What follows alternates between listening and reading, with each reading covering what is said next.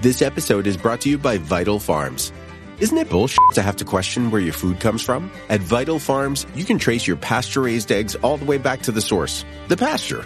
On the side of each pasture-raised carton of eggs, you'll find the name of the farm where your eggs were laid. And when you look the farm up on their website, you'll get a peek at all the sunshine, fresh air, and open space the hens enjoy. Learn more and find out where to buy them at vitalfarms.com. Vital Farms, keeping it bullshit-free. 'Tis the season to shine with H&M. Discover the holiday collection and find fashionable pieces for your wardrobe or for under the tree. Get inspired and dazzle with this year's glam. From tuxedo styles, bow detailed pieces, impressive prints, and more. From unforgettable looks to unforgettable gifts. With fashion finds to home decor, find it all at H&M. Treat your loved ones and yourself this season. Shop in-store or at hm.com.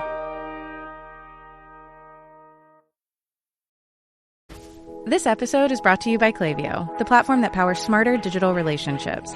With Klaviyo, you can activate all your customer data in real time, connect seamlessly with your customers across all channels, guide your marketing strategy with AI-powered insights, recommendations, and automated assistance, deliver experiences that feel individually designed at scale, and grow your business faster. Power smarter digital relationships with Klaviyo. Learn more at klaviyo.com/Spotify. That's KLAVIYO.com/Spotify.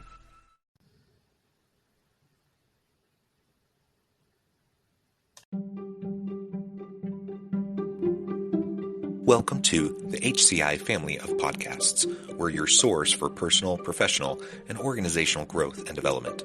We share our own original research, explore industry trends, and interview executives and thought leaders from across the globe. Join us for practitioner-oriented content around all things leadership, HR, talent management, organizational development, and change management. Maximize your personal and organizational potential with the HCI family of podcasts.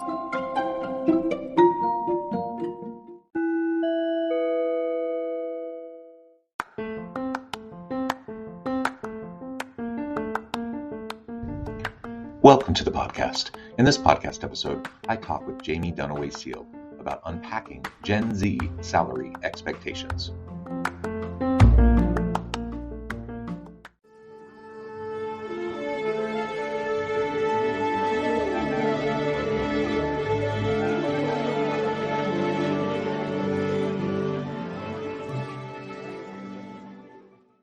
Jaime Dunaway-Seale, welcome to the conversation today. Thanks for having me. It is a pleasure to be with you. Welcome back to the podcast.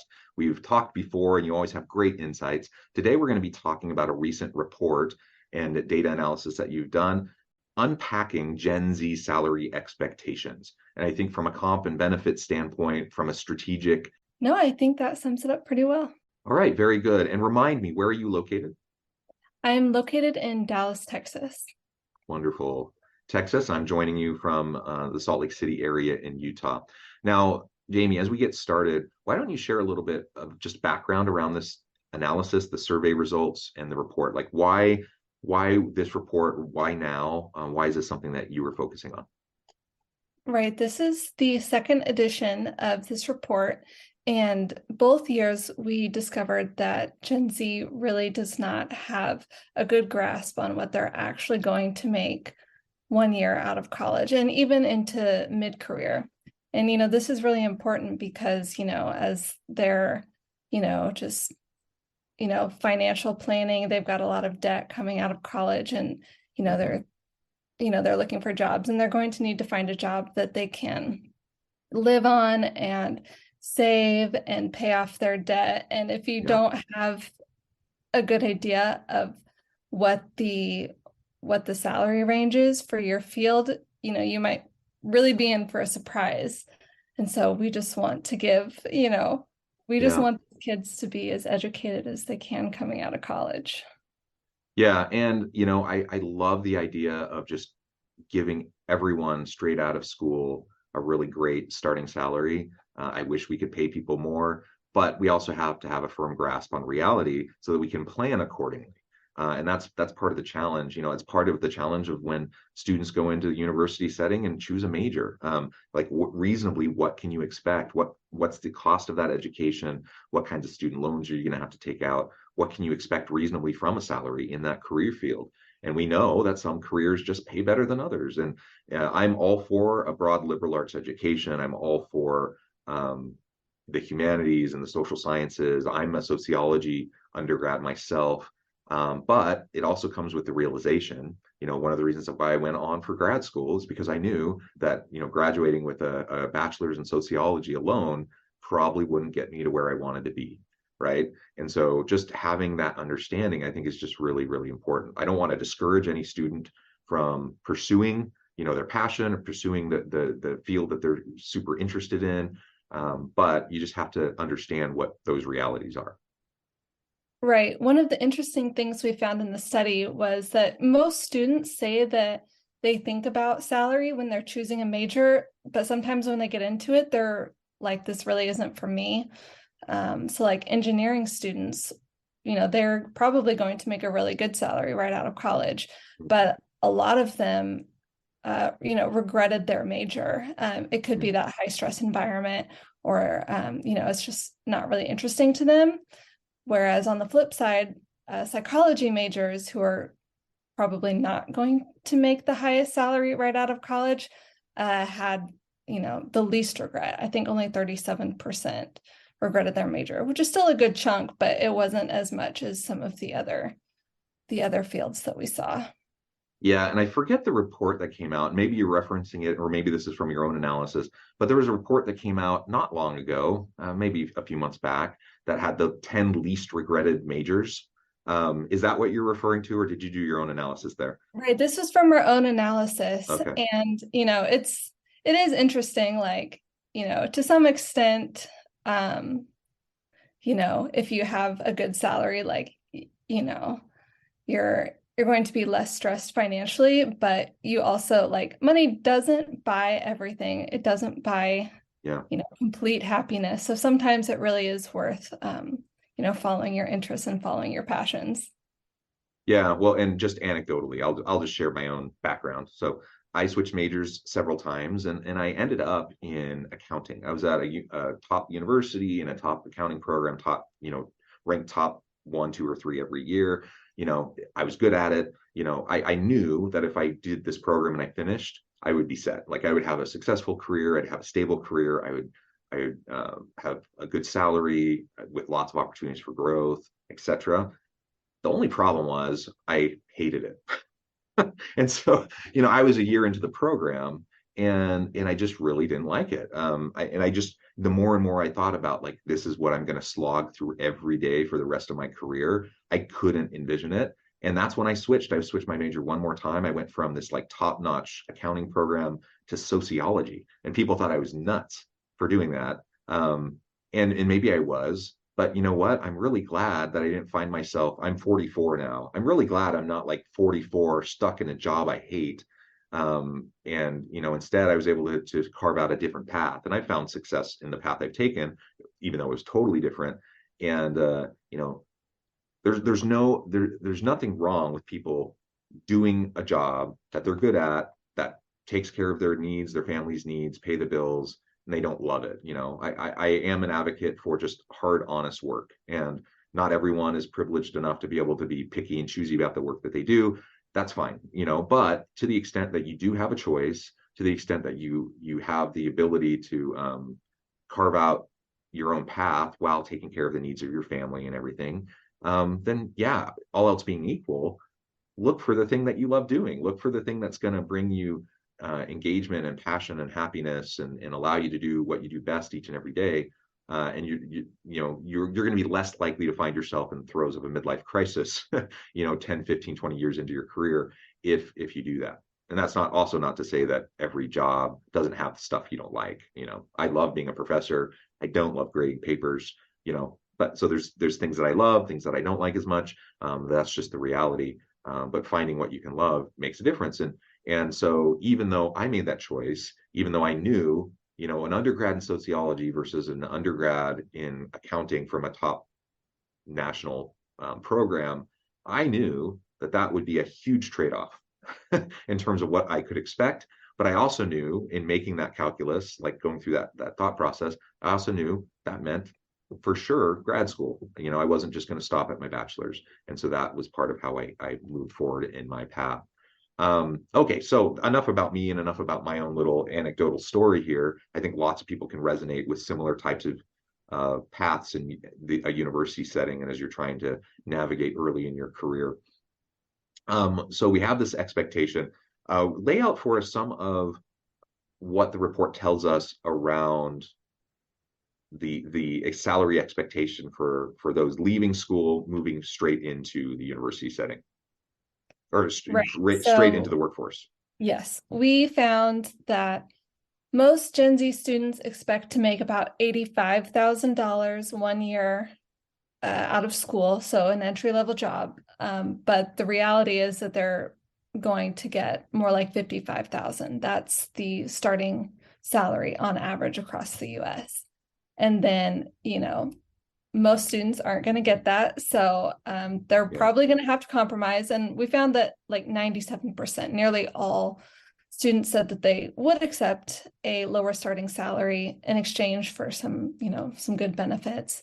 But even then, their minimum, they say, is $72,000, Yeah. which again is still too high. So, It's they're willing really to not what accept. it's really not what the market will bear. No. It obviously depends on discipline and what you study in school and the career path you're taking. But, I think it's much more reasonable for the average college student to come out thinking, maybe 50, 55, 60 on the high end. That's a much more realistic expectation. Yet, you're talking about the low end being 72,000. So there's a huge disconnect there.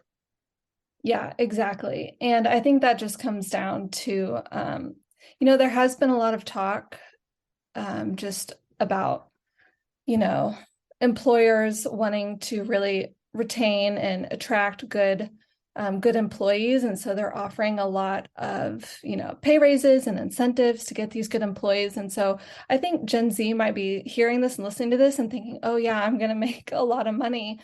And it's still just their expectations are too high. The starting salary has increased a little bit, but not to these levels that they're expecting.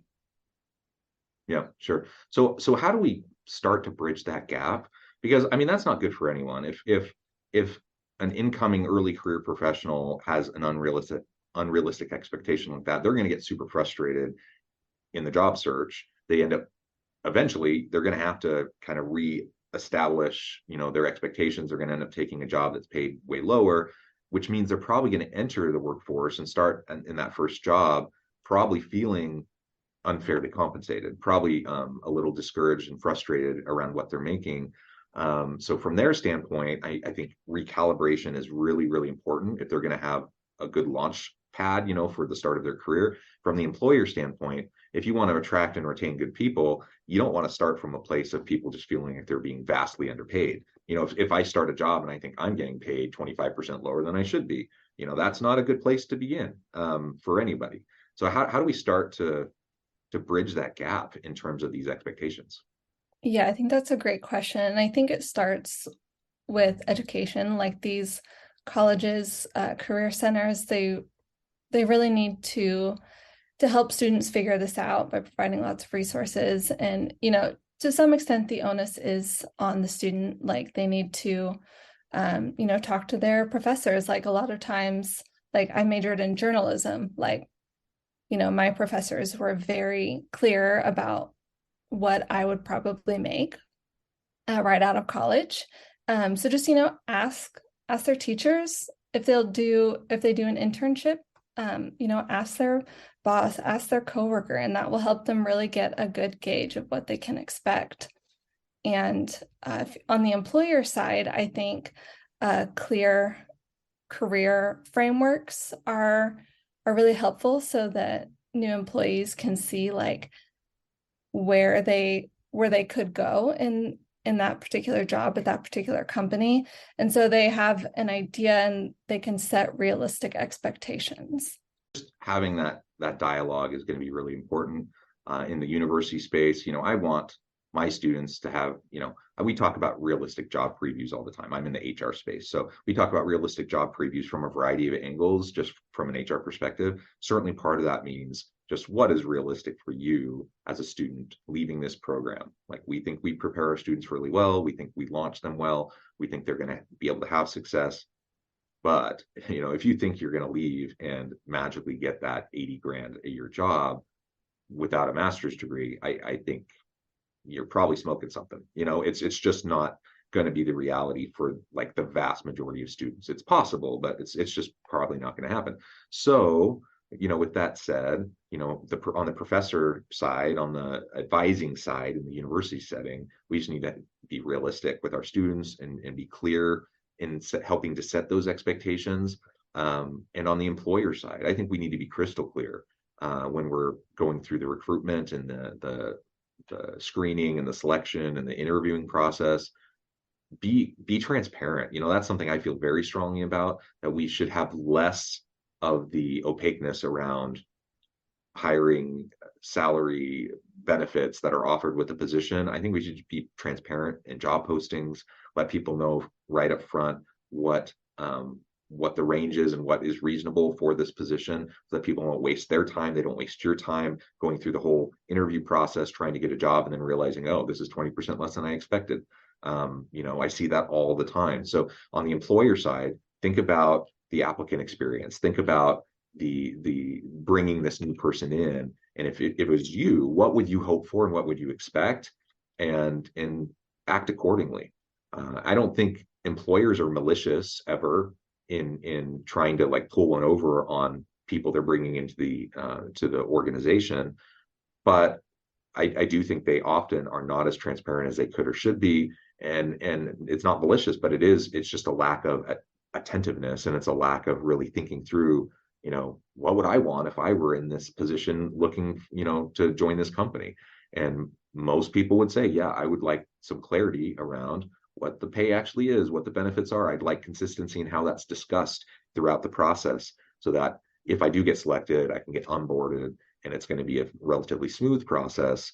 And I can start from a positive place of feeling good about where I'm at, not feeling like I had to settle, not feeling like I got cheated from day one at this company.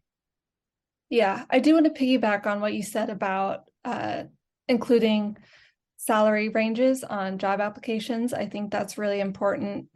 Again, so just no one is wasting their time. And just, personal experience that I've had in HR and recruiting is like, I know that our company includes the ranges on the applications, and the feedback that we've gotten from applicants has been really positive. They say that's one of the best things that, that they experienced, going through our recruitment process. And so that's another just really great way to attract, the best employees. Good. Well, what are some of the other results that come out of this survey?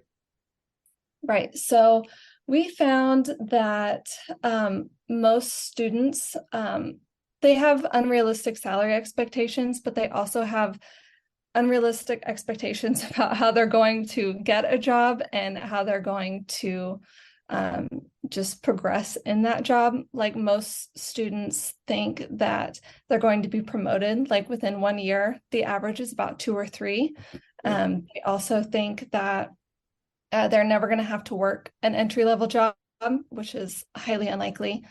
And that this one does have maybe some weight to it, that it's more about who like, your family and personal connections are going to help you get a job more than your actual skills. And well, I think finding a job is a little bit about who you definitely need to be qualified to actually do that job. Yeah. So who might help get you in the door for the interview. I think that's absolutely true. Networks matter. The network effects are huge.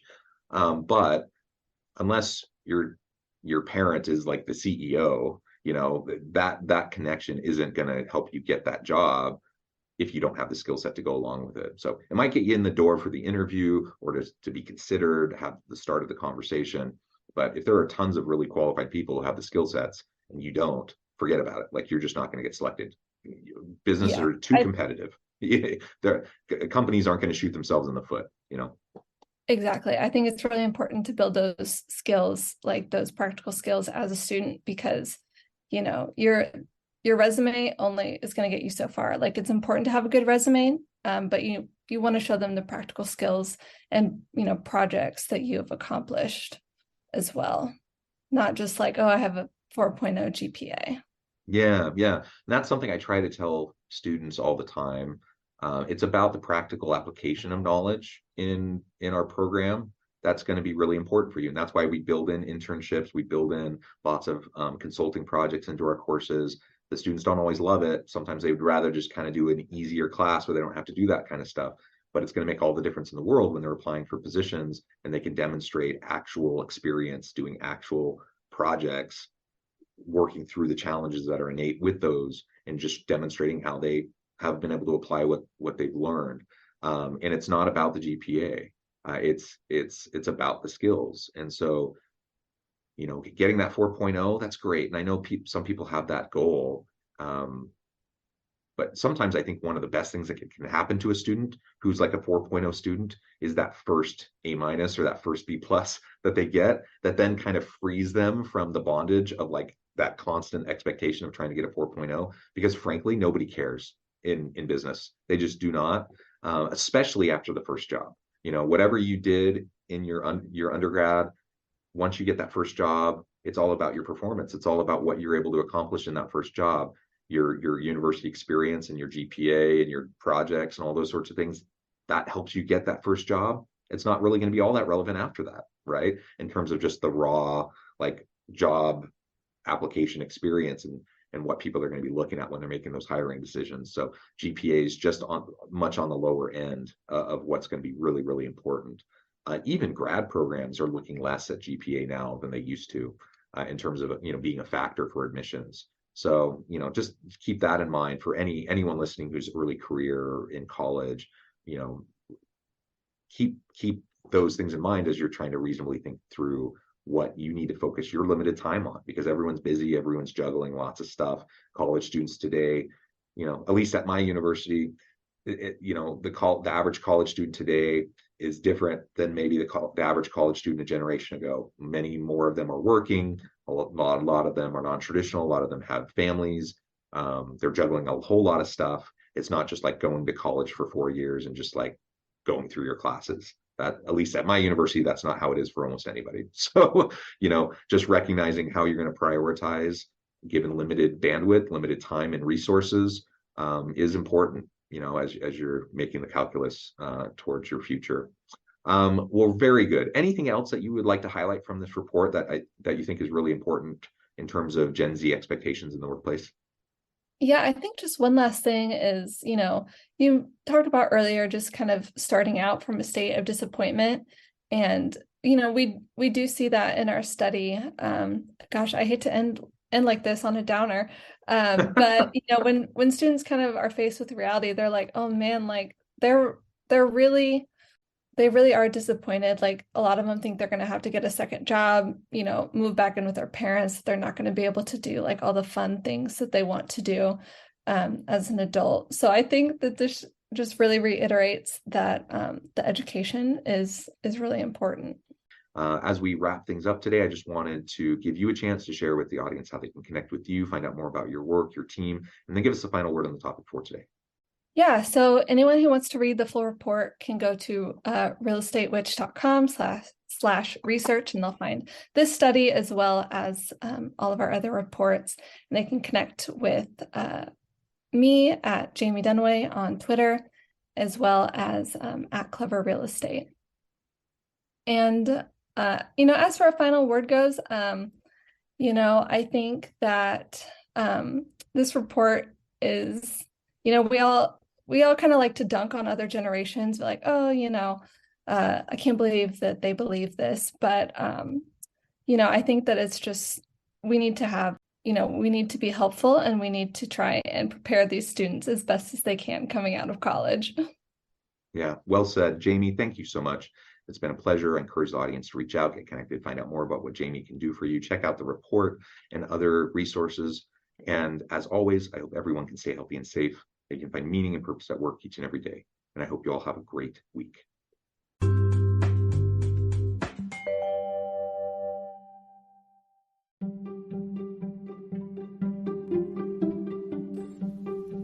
Thanks for joining us for this episode of the podcast. We hope you stay healthy and safe, and please join us again soon.